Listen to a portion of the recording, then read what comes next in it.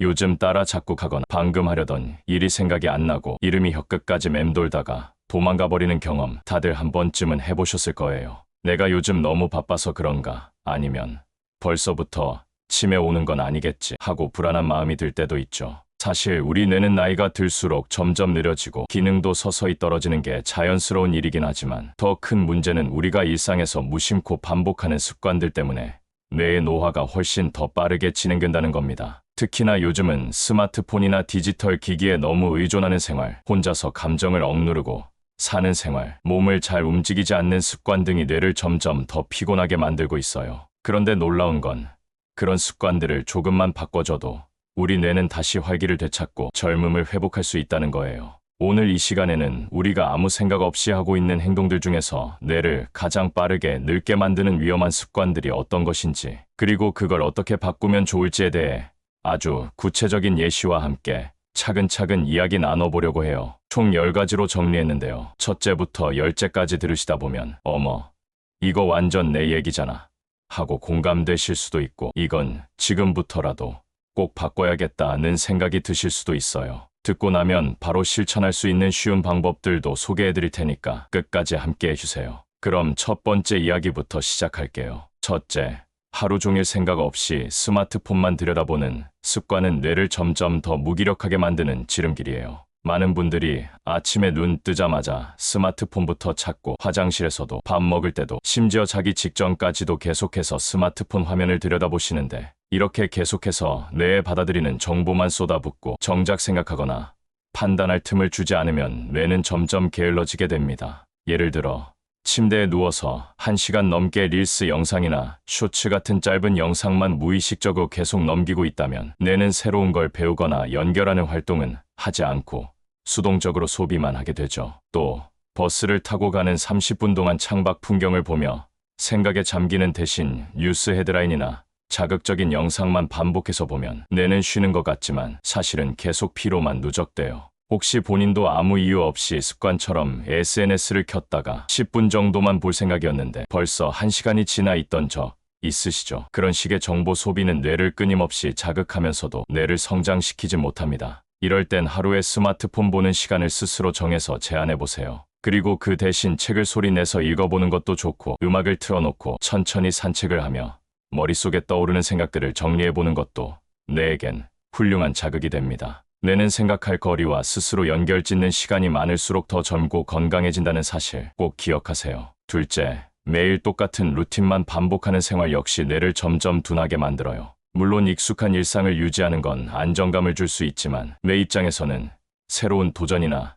자극이 없으면 점점 느려지고 단순화되기 시작하거든요. 예를 들어보면 매일 똑같은 시간에 일어나 똑같은 메뉴로 아침을 먹고 늘 다니는 길로 출근하고 직장에서 같은 일만 반복하다 보면 뇌는 더 이상 그 활동에서 배울 게 없다고 판단해서 에너지 소모를 최소화하려고 해요. 또 주말에도 새로운 활동은 하지 않고 TV에서 하던 드라마만 보며 시간을 보내는 시기라면 뇌는 더 이상 깨어 있으려고 하지 않죠. 이럴 땐 하루에 단 한 가지라도 새로운 걸 시도해보는 게 중요해요. 예를 들어 안 가본 골목을 걸어보거나 평소에 안 듣던 클래식이나 재즈 음악을 틀어놓고 들어보거나 낯선 언어나 퍼즐 게임 같은 걸 해보는 거죠. 뇌는 익숙한 걸 넘어서야 자극을 받습니다. 그래서 새로운 것에 부딪힐수록 뇌세포들이 서로 더 많이 연결되기 시작하고 그게 바로 젊은 뇌의 비결이 되는 거예요. 셋째, 감정을 억누르고 표현하지 않는 습관도 뇌 건강에 아주 치명적인 영향을 줘요. 감정도 결국 뇌가 만들어내는 신호인데 그걸 계속 무시하거나 억압하면 뇌는 그 감정을 처리하지 못하고 점점 피로해지거든요. 예를 들어서 누가 나에게 상처를 주는 말을 했는데도 그냥 참자 하면서 속으로만 사귀거나 진짜 하고 싶은 말이 있어도 그런 말 하면 분위기 망치겠지 하며 늘 참고 넘기고 혼자 끙끙 앓는 경우, 이런 감정은 뇌 안에 계속 쌓여서 결국 기억력이나 집중력, 심지어 수면의 질까지 떨어뜨리게 돼요.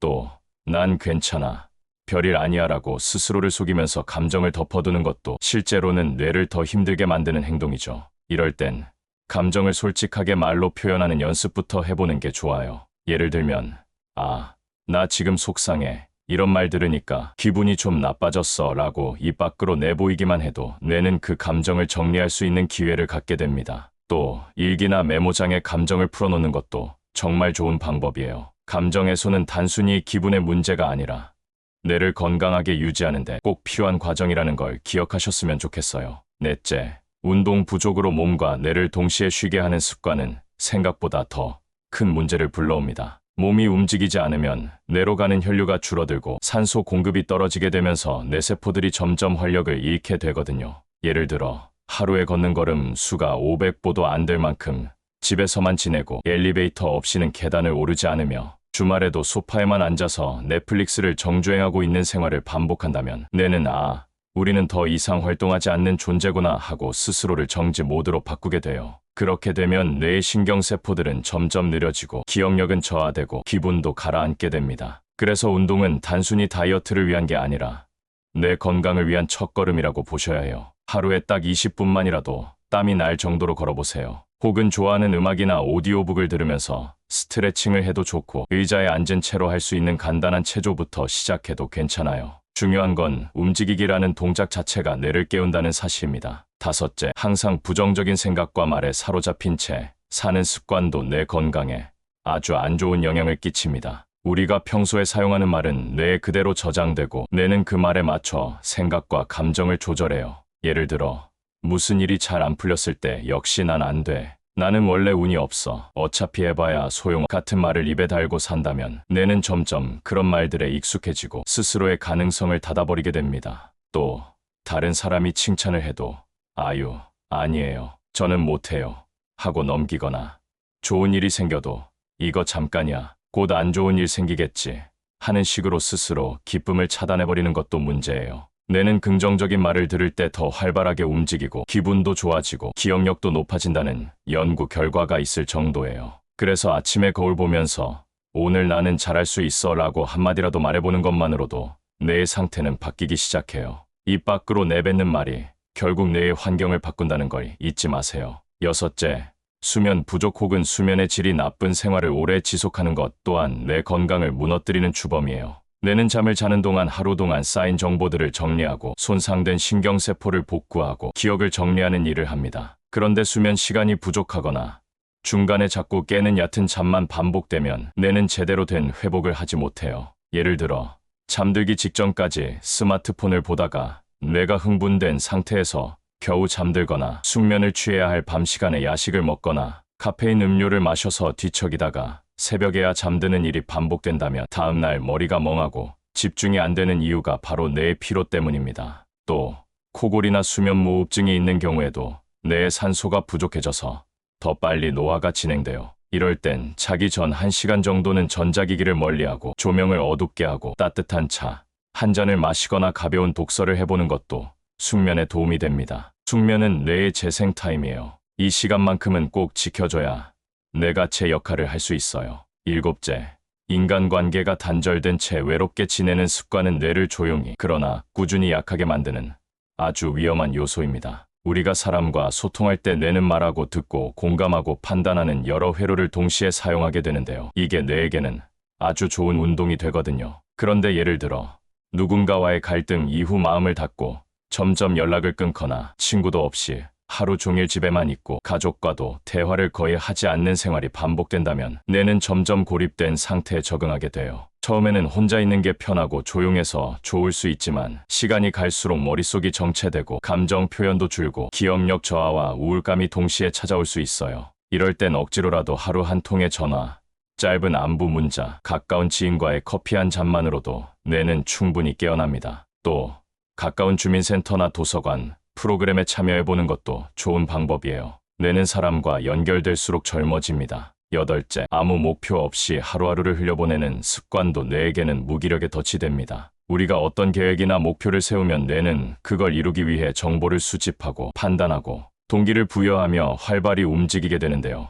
예를 들어 오늘은 그냥 되는 대로 살아야지 하고 일어났다가 소파에 누워 TV보다 하루가 끝나버리는 날이 반복된다면 뇌는 점점 목적성을 잃고 사고의 속도도 느려지고 동기 자체가 사라지게 됩니다. 또 은퇴 후 아무 계획 없이 시간을 보내는 경우 치매나 우울증 위험이 높아진다는 통계도 있어요. 작은 목표부터 시작해보세요. 오늘 책 한 장 읽기, 10분 산책하기, 혹은 가족에게 칭찬 한마디 건네보기 같은 아주 사소한 것이라도 좋아요. 목표가 생기면 뇌는 다시 활기를 얻습니다. 아홉째, 새로운 것을 배우지 않으려는 자세, 즉, 이 나이에 뭘 새로 배워라는 생각은 뇌의 성장을 스스로 막는 대표적인 습관이에요. 뇌는 나이가 들어도 계속해서 새로운 자극을 원하고 그걸 받아들일 준비가 되어 있는데 우리가 스스로 그 문을 닫아버리는 거죠. 예를 들어, 스마트폰 기능을 배우기 귀찮아서 손자에게만 맡기거나 인터넷 뱅킹은 어려우니 통장 들고 은행만 가는 습관, 또는 유튜브 사용법조차 배우려 하지 않고 나는 이런 거 몰라라고 미리 포기하는 태도는 뇌에게 무기력함을 학습시키는 길입니다. 새로운 걸 배우려는 자세만 있으면 뇌는 다시 연결을 시작해요. 스마트폰 하나라도 기능을 익혀보고 온라인으로 강의를 들어보거나 악기나 그림, 언어 등 관심 있는 걸 시작해보세요. 배움은 뇌에 있어 최고의 보약입니다. 열째, 자신을 돌보지 않고 늘 뒷전으로 미루는 삶의 태도는 뇌에게 무관심을 심어주는 일과 같아요. 누군가를 위해 사느라, 가족 챙기느라, 일만 하느라 자신에게는 아무런 시간을 주지 않으면 뇌는 나는 중요하지 않구나라고 인식하게 됩니다. 예를 들어, 아프면서도 병원은 나중에 가야지 미루고 좋아하는 일은 시간이 없다고 넘기고 매일같이 남만 챙기느라 정작 나를 위한 시간은 전혀 없다면 뇌는 점점 감정을 느끼지 않게 되고 자아감도 떨어지며 결국 삶의 의욕 자체가 사라질 수 있어요. 하루 10분이라도 나를 위한 시간을 만들어 보세요. 좋아하는 차를 마시거나 음악을 듣거나 나를 위해 편지를 써보는 것도 좋고 내가 좋아하는 향을 맡거나 거울 속에 나에게 말을 걸어보는 것도 괜찮아요. 뇌는 나를 소중히 대할 때 가장 밝게 반응합니다. 오늘 우리가 함께 살펴본 뇌가 늙는 10가지 습관들 하나하나 돌아보니 어떤가요? 전부 버리기 어려울 수 있지만 단 하나라도 바꾸기 시작하면 뇌는 그 즉시 반응합니다. 뇌는 게으르지 않아요. 우리가 그렇게 만들었을 뿐이에요. 스마트폰을 줄이고 몸을 조금씩 움직이고 감정을 표현하며 긍정적인 말을 하고 좋은 잠을 자고 사람과 연결되고 목표를 세우고 새로 배우며 나를 돌보는 삶을 살아가면 나이는 숫자에 불과하다는 말을 몸소 느끼게 될 거예요. 오늘부터 단 하나라도 시작해보세요. 뇌는 우리가 손 내밀기를 기다리고 있어요. 도움이 되셨다면 구독과 좋아요, 알림 설정까지 꼭 부탁드릴게요. 우리 함께 건강한 뇌로 오래오래 살아가요.